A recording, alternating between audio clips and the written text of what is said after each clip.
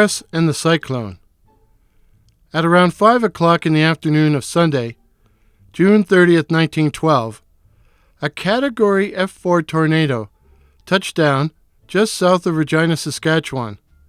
It was an unusual tornado, as it lasted around 30 minutes and traveled around 50 kilometers, and right through the downtown area of Regina. It is the deadliest tornado in Canadian history to this day and claimed 29 victims. Many of Regina's finest homes and newest buildings were destroyed or damaged by the tornado. Among them, First Baptist Church, Metropolitan Methodist Church, now Knox Metropolitan United Church, the YWCA, the Methodist Parsonage, Regina Public Library, which had just opened a new Carnegie Library, Knox Presbyterian Church, the YMCA, and the Telephone Exchange Building. William Henry Pratt was the black sheep of his English family and had been sent to Canada in 1909 to learn farming. Instead, he became an itinerant actor and took the stage name Boris Karloff. At the time of the tornado, Boris was playing in Regina as a member of the Albini Avolos Theatre Company, although some sources say the company had gone bankrupt, leaving Boris out of work.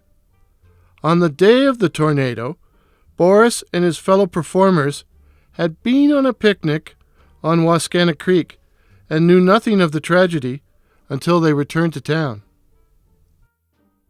Other versions of the story claim the theater blew down, leaving Boris and the other actors out of a job, but he soon found employment helping to clear up the rubble which filled the city streets.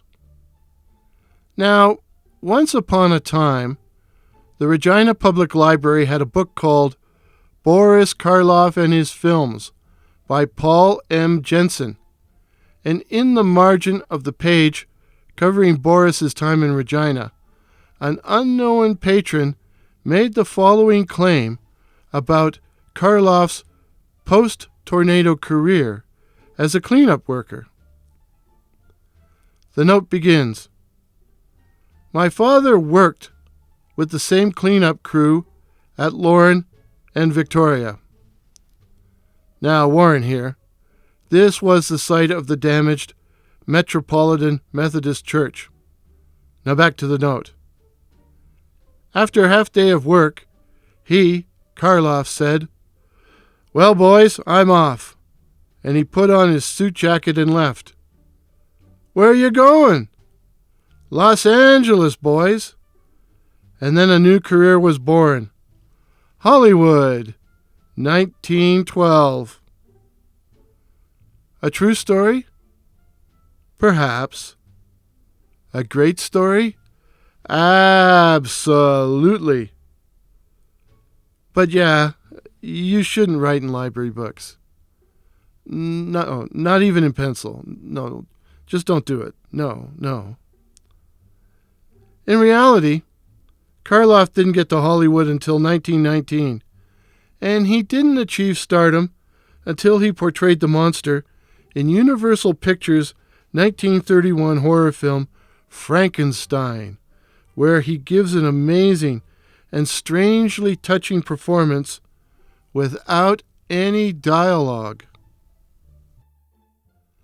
Boris never looked back after Frankenstein, but he never forgot his time in Regina, and, in later years, was apparently moved to tears when recounting the aftermath of the cyclone.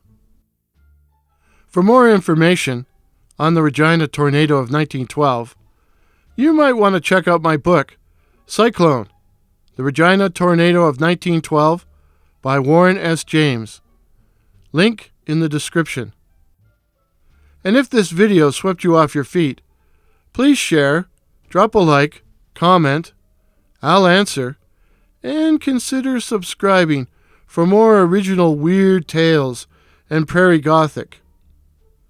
And remember, it is a bad idea to take a selfie with a funnel cloud.